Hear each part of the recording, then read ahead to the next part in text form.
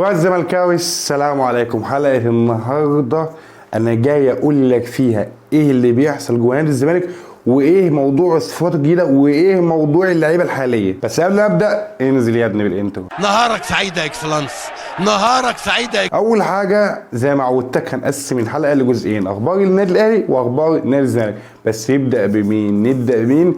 نبدا بالاهلي. عزيزي المشجع الاهلاوي قرب عليا. اول خبر معايا يهمك ان انت تعرفه، وهقول لك موقفين مشابهين. اول حاجه واول خبر معايا، الكاف بيبلغ اداره صن داونز اذا تم التاهل للمباراه النهائيه بعد الفوز على نادي الوداد لن تقام المباراه الساعه 3 عصرا. الساعه 3 عصرا، يبقى ان شاء الله لو صن داونز وصل للنهائي المباراة لم تقام الساعة 3 عصرا. هتقول لي ليه؟ هقول لك الكاف بيقول لك بسبب أسباب تسويقية. تمام؟ لحد النقطة دي معايا. والكاف كمان بلغ صن داونز رسميا بالخبر، لو صعد مفيش مباراة الساعة 3، انسى الموضوع ده، المباراة هتبقى بالليل.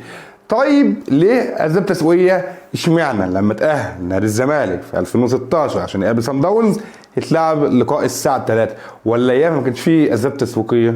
والله انا بس بعرفك الفرق ما بين المعامله هنا والمعامله هنا في كل الجهات، زي ما يكون احنا عاملين حرقان الدنيا بحالها. ليه ما تفهمش؟ ليه؟ ما انا مش هقول كده عشان هو الزملكاوي، بس انا بقول لك اهو اتفرج، بص شوف، انا مش ضد الاهلي بس بعرفك الموقف. كلامي مش هيغير حاجه، بس عارف الموقف من الاهلي والموقف من الزمالك، لا اكتر ولا اقل. وده هيكون اكتر خبر يفرح جماهير الاهلي، ان الاهلي يلعب بالليل، لان انا وانت عارفين الساعه 3 عصرا لاي لعيب بيبقى صعب عليه بسبب ان الحراره مرتفعه، وان اللعيبه مش متعوده على اجواء الساعه 3 وجوال العصر ديت.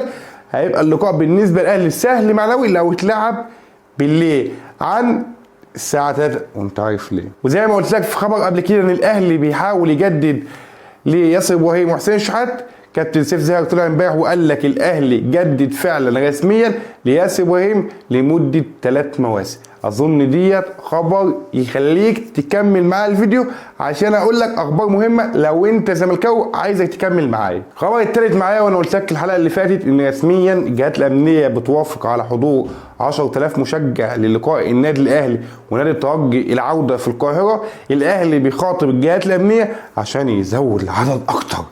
يا جدعان والله انتوا حاسمين اللقاء، مش هيفرق معاك الضغط الجماهيري اللي انت عامله ده، الموقف محسوم شبه محسوم. كده انا خلصت اخبار الاهلي اللي حصلت النهارده واللي يهمك انك تعرفها. عزيزي واخويا المشجع الزملكاوي اتفضل معايا. بص، كنت عايز اطلع اتكلم في نقطه اننا عايزين نحل مشاكل نادي الزمالك ونصحح الاوضاع ونقول اراء يمكن اللجنه الفنيه اللي موجوده اللي منها كابتن ميدو يسمع ويشوف ويعرف الجمهور عايز ايه. لكن النهارده جات لي اخبار من داخل نادي الزمالك بتتكلم عن الصفقات الراحله عن نادي الزمالك، وهبدا معاك واحده واحده من اول حراسه المرمى. الزمالك بيقرر رحيل 12 لاعب من الفريق. في لعيبه مش هيتم التجديد ليهم بسبب مستواهم، وفي لعيبه بسبب ان الزمالك ما معهوش المقابل المادي بسبب التجديد عشان يجدد له، ما معيش. اديك منين؟ نبدا بقى من مركز حراسه المرمى، واول الراحلين او اول اللعيبه اللي هيتم الرحيل بيها هو كابتن محمد عواد. هتقول لي ليه عواد؟ هقول لك يا سيدي، في مشاكل بالنسبه لعواد. مشاكل ايه؟ مع ان عواد ما بيتكلمش ولا بيفتح بقه، وانت جايب الكلام ده منين؟ هقول لك يا سيدي، عواد بيتقاضى حوالي 16 مليون، فالزمالك شايف ان المقابل المادي ده عالي، فهيقول لعواد خفض المقابل المادي بتاعك مثلا ل 8 مليون 9 مليون، هتكمل معايا ولا لا؟ وبنسبه كبيره عواد هيرفض تخفيض عقده، لان الزمالك هيخفض مبلغ كبير من 16 مليون، ممكن يديله بتاع حوالي 8 9 مليون، لان الزمالك عايز يعيد هيكله العقود دي. وفاضل لعواد الموسم القادم مع نادي الزمالك وينتهي عقده، فجاي له عرض اهمهم نادي بيراميدز والبنك الاهلي. فالزمالك لو عواد ما رفض تعديل عقده سيتم بيعه لاحد الانديه سواء بيراميدز او البنك الاهلي. خط الدفاع بقى في 3 اسماء، منهم 2 اعاره و1 بيع. الاعاره حسام عبد المجيد والزناري، الزمالك بيفكر جديا في عرضهم وهيعرضهم فعلا للاعاره. وبيع شبانه لاي فريق، الزمالك مش مقتنع بشبانه منذ عودته وده قرار صح. لكن اللي مش صح الخبر اللي هقوله لك ان الزمالك هيستنى شويه على عبد الغني وده غلط من وجهه نظري الشخصيه. انت لو انت هتخلي لعيب يكمل معاك فحسام عبد المجيد اولى انك تديله فرصه. مستواه متذبذب الفتره الاخيره، لكن على الاقل ده لاعب ناشئ.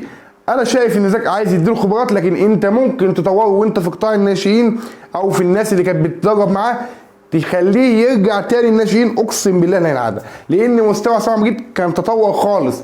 النازله ديت مش عايز اقول لفظ وحش، بس النازله دي مش نازله عاديه. لكن محمد عبد الغني بقاله موسمين مع الزمالك مستواه سيء جدا، مش هيضيف لك جديد. هو بقاله موسمين زفت، فليه تخليه موجود؟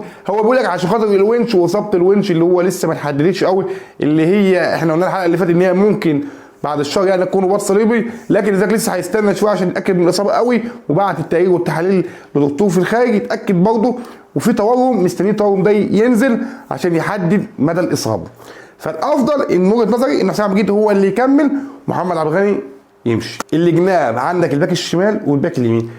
رسميا ما قلت لك من فتره عمر جابر هيرحل في نهايه الموسم، والزمالك قال له شوف لك عروض من دلوقتي، وفعلا عمر جابر اعتقد هو لسه مش شبه رسمي، لكن هو اعتقد في فاركو بنسبه مليون في المية السنه الجايه. وعبد الله جمعه بيدور على عرض هو كمان للرحيل عشان الزمالك بلغوا فعلا بكده. مع اعتزال الكابتن عبد الشافي كده احنا خلصنا خط الدفاع. وقبل ما اخلص الحته دي، عبد الشافي من اللعيبه اللي انا هزعل عليهم جدا ان انا مش هشوفهم في الملعب تاني. الراجل ده بصراحه ادى لنادي الزمالك اكتر من لعيبه، مش عايز اقول لك محسوبين علينا ان هم ابناء النادي، هم فعلا مش ابناء نادي ولا كلام، هو ولا كلام بينقاله خلاص. لكن عبد الشافي من احسن اللعيبه اللي ابتدت تشارك نادي الزمالك ومنتخب مصر. خط الوسط بقى في استقرار والختم خلاص اندق على رحيل محمد اشرف، هو بيع نهائي.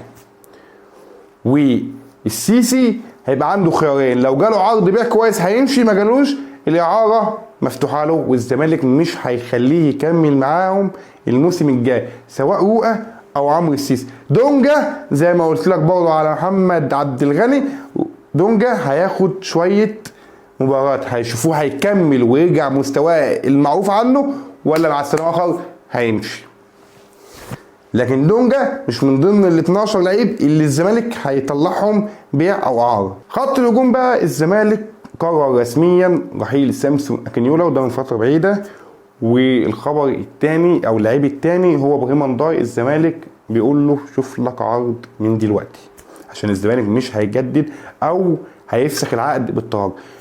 واللعيب اللي اعتقد ما خدش فرصه هو احمد بالحاج، الزمالك مش هيفعل بند الشراء في عقد بالحاج. والمفاجاه بقى ان الزمالك كمان احتماليه تعدي 70% اعاره النجم نيمار، اللي فاكر نفسه فعلا نيمار، اللي في اول الموسم بدأ كان فعلا لعيب سوبر جامد يقدر يشيل نادي الزمالك والسكواد. الغريب اللي يزعلك انه هو نفس السكواد وانضاف له اسامه اول من السكواد ده قدام، السكواد ده قل، ومن ضمنهم سيد نيمار اللي مستواه قل جدا. فالزمالك بيفكر بنسبه 70% في رحيل نيمار. طب يا عم الأونس انت كل شويه تقول لنا رحيل رحيل رحيل رحيل، فين الجديد؟ فين اللعيبه الجديد؟ هقول لك يا سيدي الزمالك لسه لحد دلوقتي ما تفاوضش مع ولا لعيب، لكن في 3 اسماء الزمالك من السكواد الحالي عايز يجدد التعاقدات بتاعتهم. من ضمنهم مين؟ الزمالك سيف جعفر، يوسف سنبيه، وحمزه المسلوسي. في اتجاه جوه اللجنه الفنيه لتجديد اعاره حمزه المسلوسي وسيف جعفر، وعدم التجديد ليوسف سنبيه بسبب اللي انا قلت لك من فتره برضه ان مواقف بيراميدز. تمام؟ لكن من وجهه نظري الكلام ده صح، لكن لو في حاجه تتعدل عدم التجديد لحمزه المسلوسي. هتقول لي يا راجل مسلوسي، هقول لك المسلوسي راجل فنيا مش الباك الاساسي لنادي الزمالك، خلينا نصوحه في الحته دي. راجل عمره ما قصر بنقطه عرق مع نادي الزمالك، لكن الصراحه احنا عايزين باك يمين سوبر يخلي الجبهه ديت مقفوله ضبه مفتاح سواء هجوميا او دفاعيا. والمسلوسي هجوميا ما يعديش 50%، دفاعيا كويس، لكن الزمالك لازم يشيل سياسه الحب والكره ويعدي ويشوف لعيبه سوبر تقدر تلبس التيشيرت ده. وعشان كل مره همسك في الفيديو اقول لك التيشيرت ده كبير على اي حد، والله حاجه تقيله، مش اي لعيب يقدر يلعب في نادي الزمالك. شيكابالا بقى، وده الخبر اللي ممكن 50-50، لان موقف شيكابالا لسه معلق ولسه ما قالش لحد هو هيكمل الموسم الجاي مع الزمالك ولا هيعلق الحذاء زي عبد الشافي ويعتزل بنهايه الموسم. لسه دي موقف معلق. وقال لي في بوست عجبني قوي كان بيتكلم فيها عن الزمالك، كان بيقول لك انا بزعل قوي لما اشوف الزمالك واقع، انا بزعل قوي لما الناس تشوف الزمالك قليل، انت بطلي الوحيد في الحياه، انت قصتي المحببه لقلبي، انت الزمالك، قوم وانا معاك وهكمل معاك. وفعلا الكلام ده لمس قلبي، عشان كده جاي اقوله لك. الزمالك حاجه جوه كل زملكاوي، حاجه كبيره، حاجه لا توصف، ان انت قاعد كده بتحس ان انت زملكاوي. انا زملكاوي، اي مشجع في الدنيا بينتمي لفريقه، لكن انا اقول لك مشجعين نادي الزمالك بالاخص بيحبوا الزمالك عن اي حاجه. لكن ان شاء الله الزمالك يعود تاني ويفرحنا، عشان احنا بقالنا فتره الصراحه مش مظبوطين نفسيا بسبب اللي في الزمالك. فان شاء الله اللي جاي يكون احسن نادي الزمالك. في النهايه ده كان ملخص اخبار النهارده. لو اول مره تشوفني دي حاجه غريبه، ما تنساش تعمل لايك وفولو وشير، واللي جاي ان شاء الله يكون خير. كان معاكم الأونز، اشوفكم حلقه جديده، سلام.